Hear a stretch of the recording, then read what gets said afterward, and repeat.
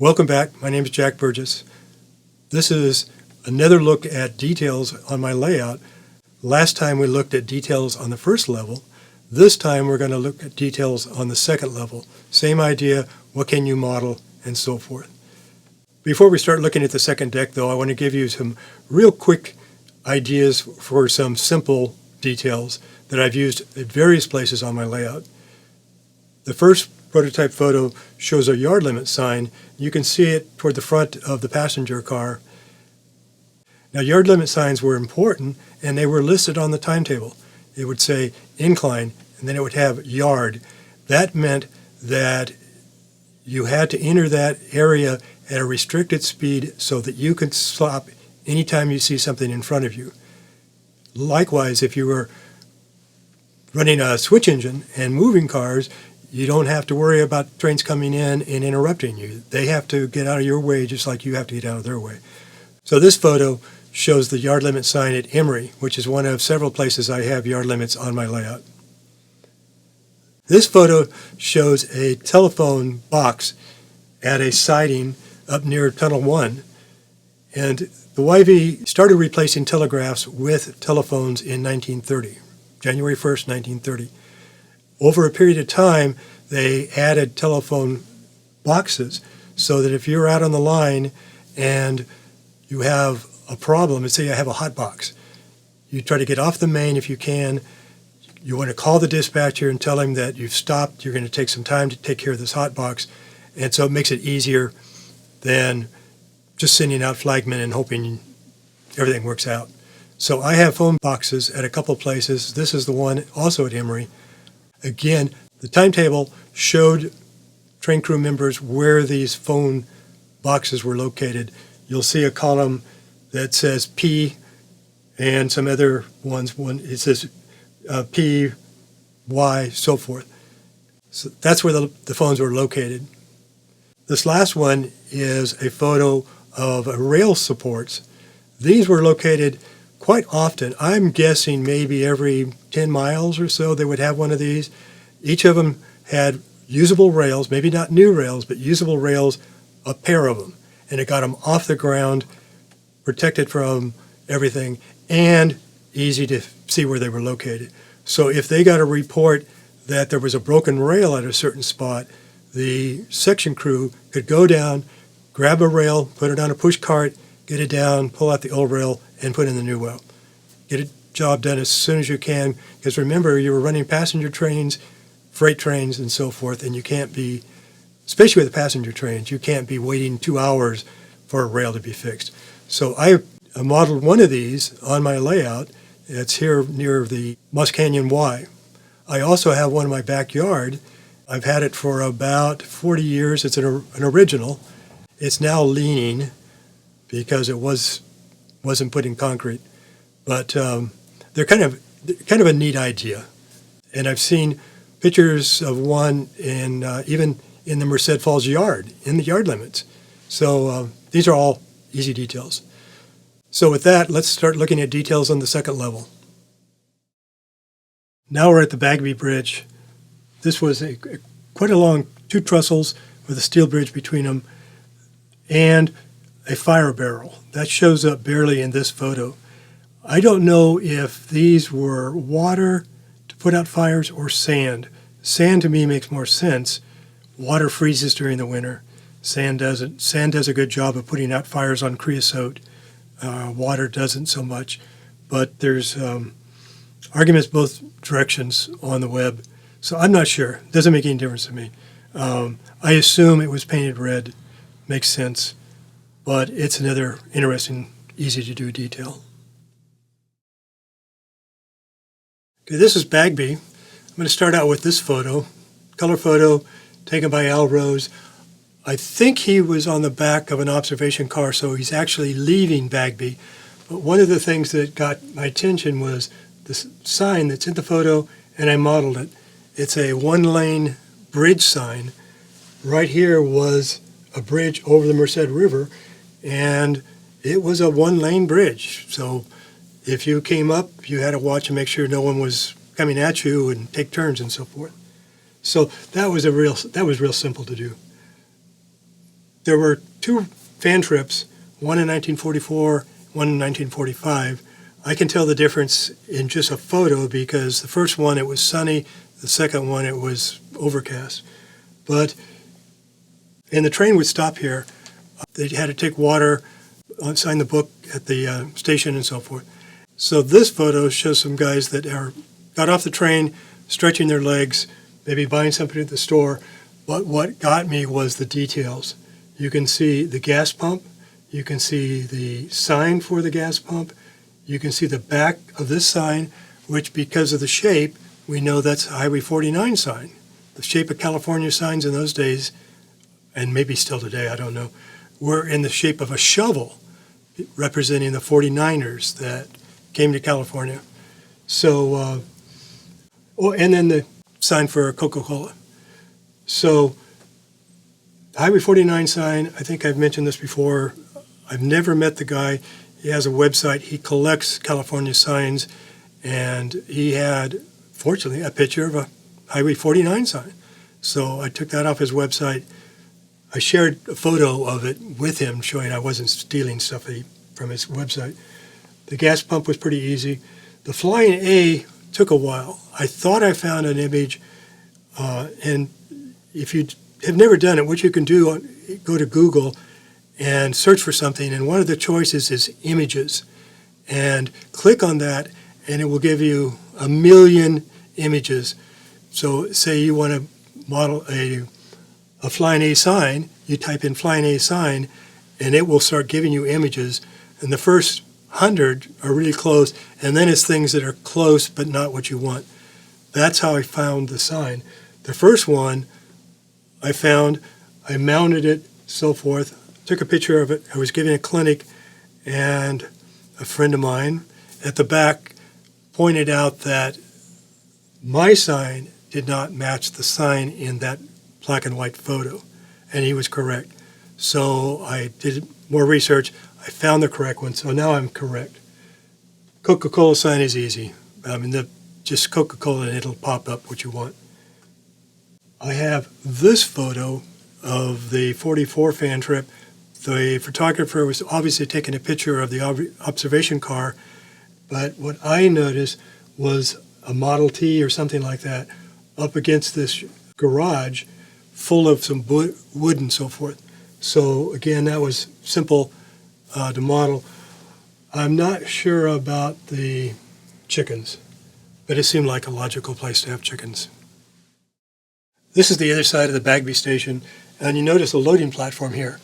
I didn't know what it was for a long time until I had a sister and a brother who lived upstairs in the station in 1939 visit, and they noticed it wasn't there. I'd already built it, but I hadn't put it on the layout, and so they asked about why the loading ramp wasn't there. Went and got it, put it in place.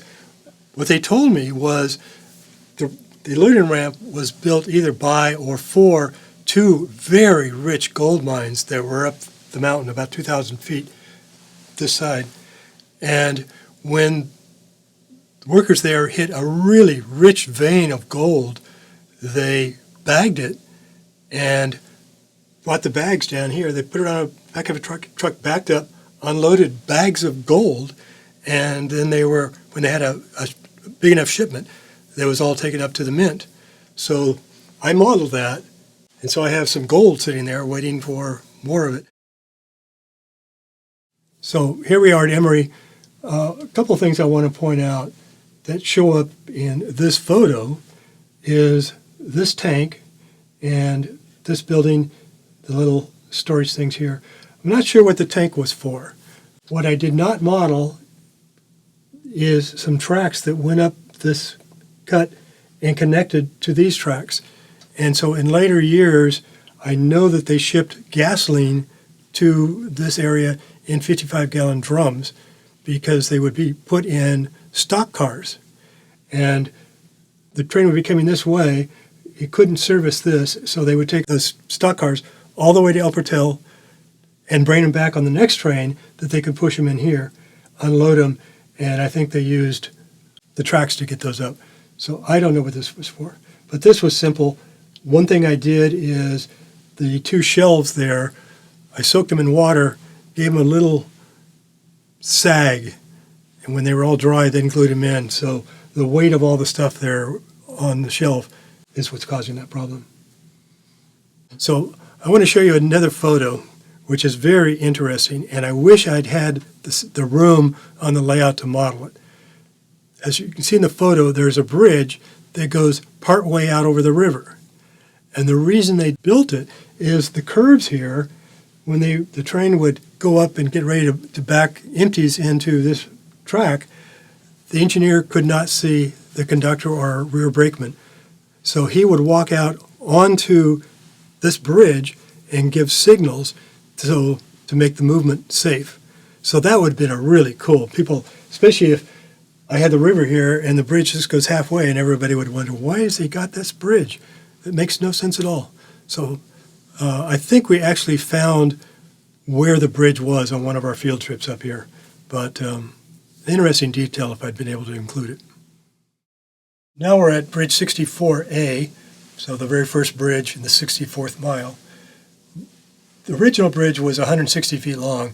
I didn't have room enough to do that, but so then mine is only half that length, but I did replicate the strange abutments. They're concrete, some of them are higher than the others and so forth. Also, I replicated the retaining wall on this side. Now, these were real typical up and down the canyon, and they looked like someone had just thrown rocks over the side. They weren't. They were actually slabs of slate that were maybe 2 to 3 feet wide, but at least 3 foot long going under the rail side. And so they were stacked. So it was no mortar, but the weight of one rock kept the rock below it in position. So they're still up there. They don't wash away. They've had floods and everything else, and they're still there. The flood in '97 took out all of the wood, but the retaining wall is still there. So what I did is I actually built this piece by piece with kitty litter. And now we're talking 40 years ago. There was a fireman at work that knew me. I was an engineer, as I've mentioned, but he was also a model railroader. I don't know if he actually did anything. I didn't have a cat. I'd never had a cat in my life. And he would occasionally come by when he was on duty, show up, see what's going on. And he talked about the fact that one time that his cat died, and he had some kitty litter that was left over, and it would make a really good little rocks. And this is the very first kitty litter that was available. It was actually clay, and it was different colors. And so I thought he was talking about something else. I don't remember. But he brought it over, and I thought, wow, that makes really good stacked retaining walls. So that's what I used. I put white glue down a little bit at a time, took tweezers, and put in one rock after another. This was actually an Ansel Adams photo of a scrap train, and it shows taken at a bridge a little further upriver, a huge retaining wall. Okay, now we're at Incline. Incline was the very unique name for the community at the bottom of the logging incline. This incline was built in 1925. This building was a signal shack. They had a telephone, and they could talk to the operators up at the hoist, telling them we were ready down here. The guys at the top would know when they're ready, and then they would start lowering a log car. It was a double-track incline, so as one car came down a load, it pulled an empty up. And in fact, the hoist was powered by electricity. And so what they would do is, as soon as that car started down, they went into regenerative braking. This is 1925 technology. So I modeled this telephone shack from this photo, which was taken, 1925 or somewhere along then. I knew the guy on the left. That was Jim Law. I've talked about him before, I think. I'll talk about another story later on. The other two guys were Hank and Tom, so I modeled them. The bottles at the corner of the building were actually milk bottles. They were not beer or something else. So one detail I really wanted to include is this sign. And here is a better picture of the actual sign. I built this back before there were computers. So what I did is I hand lettered a piece of paper about 8 by 10. And if you look closely at the sign, you can see it was all hand lettered. So I lettered it exactly what it says, the same length sentences and everything. And then I had a friend that had a process camera. He took a picture of my sign, then took a picture of the negative and reduced it to HO scale. So what I used to tell people is that I could read that sign under a 30-power microscope. It was totally readable. Then John came over a couple of years ago. I tell him the same story. He takes out his iPhone, puts it up here, takes a picture of it, zoomed in, and he could read the sign on his iPhone. So now I have to change my story. So this is the bottom of the incline. This prototype photo was taken by Will Whitaker that I mentioned at the very start of the program on the trip that they did in 1940. And even though it was a Sunday, they were working, letting logs down and so forth. So can you imagine today allowing someone else to come in and photograph when they're lowering loaded log cars? You have to be watching what's going on at all times. He was able to walk up here and get a photo of the bottom of the incline. This photo was shot looking up the incline. And in those days, they didn't worry about it. You know, people, if they tripped and fell and died, it's their own fault. But two great photos. Some of the details that show up in these photos not only are the rollers along the hillside, and that's to keep the cable attached to the cars from cutting into the hillside. There's also this post. I don't know what it was for, but looking very closely at the prototype photo, it had been broken sometime in the past, and they just took another post, put it in, and bolted them together and repaired it. Down here is a sign and a barrel that shows up in one of the photos. One of the photos also shows this little set out for a push cart. So all of those details right here are all prototype, and again, easy to do, but it really makes this scene come alive. Okay, we were just at Incline, now we're at El Portel. On the prototype, there was a Y at Moss Canyon, which was just down the river about 3 miles from here. And passenger trains were turned at that Y on the way up, so they backed into the station here. That put all of the passenger cars next to the station, put the observation car in the shade under the train shed, and everybody could get off and not walk through the yards to get to their transportation to go into the valley. There was a sign there. The sign read, "Station 1 mile." It was actually about 3 miles. That was to reassure the passengers that they were going to be at the station very shortly. Passengers didn't understand why the train was turning around. That was very rare. But people in those days didn't drive that much, didn't have a concept of mileage. So 1 mile didn't sound very far. 3 miles would have sounded a long way. So that's why they did it. Okay, back to details at El Portel. The first one I want to show you is very simple. Shown in this prototype photo, it was simply some boards nailed to the top of the ties where locomotives were left during the daytime. I'm sure it was a situation where when it rained, they didn't want to be walking in the mud and so forth. I modeled it right here, same place it was on the prototype, and it's just some wood boards nailed to the ties. It's the job done. As mentioned, the passenger train backed into El Portel, and these tracks here roll right into the main line, and what you don't want is a boxcar that's sitting right here to roll in and hit the passenger train as it's coming in.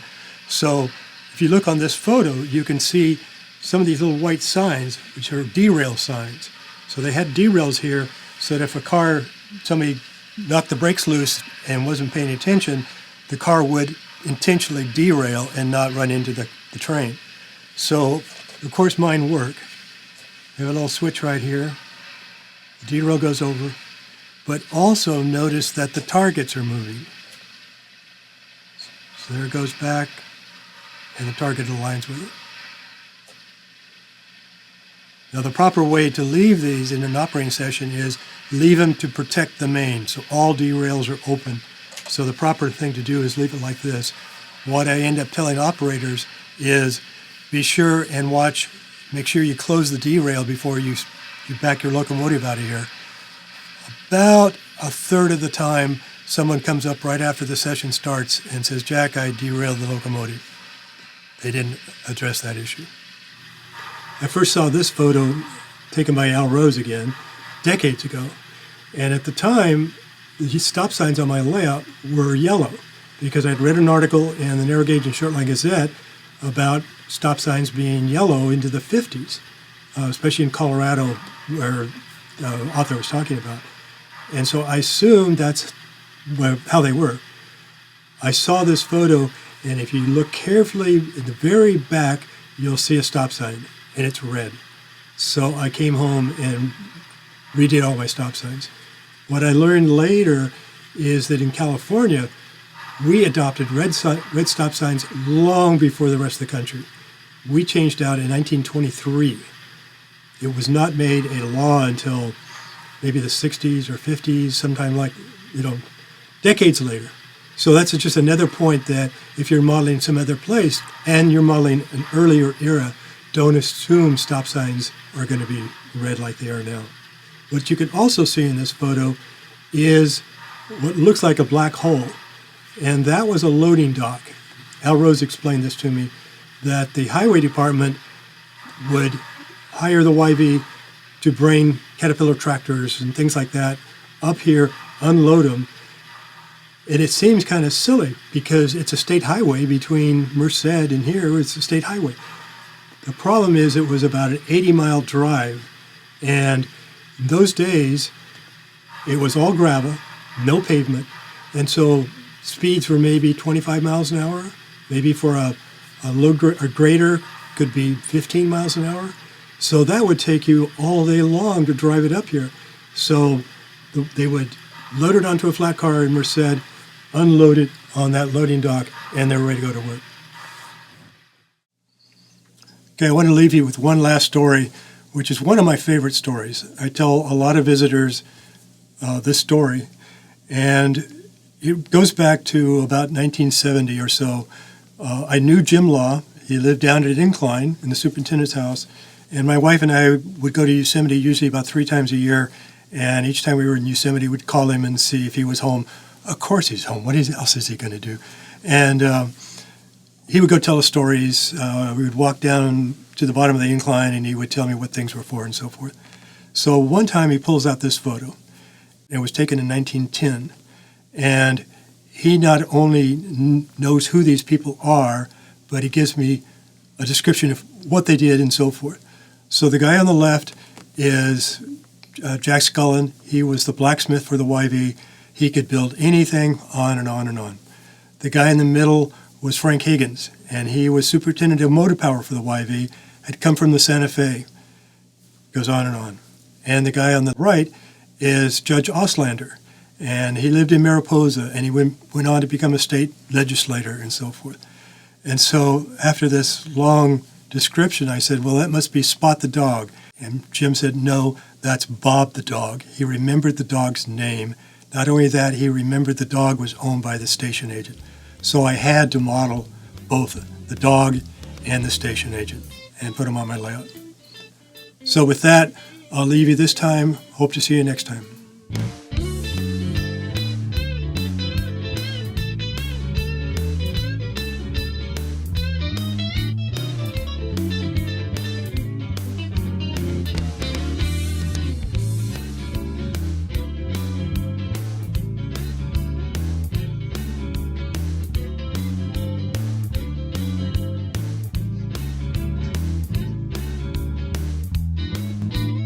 I'm not sure about the chickens, but it seemed like a logical place to have chickens. What's that?